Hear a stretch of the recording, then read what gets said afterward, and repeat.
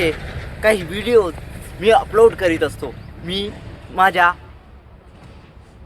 ऑडियन्ससोबत, माझ्या प्रेक्षकांसोबत मी रोज संवाद साधत असतो मामा, संवाद साधत असतो. पण कुणाला माझे व्हिडिओ नाही आवडत असं मला कोणी कमेंटमध्ये सांगतात. काल मला एका व्यक्तीची कमेंट आली. त्यांनी मला असे सांगितले की तुला तर बोलता नाही येत, तू असे व्हिडिओ बनवतो अडखळत. पण मी तुमच्यासोबत एकदम छान प्रकारे मी तुमच्यासोबत संवाद साधण्याचा रोज प्रयत्न करतो.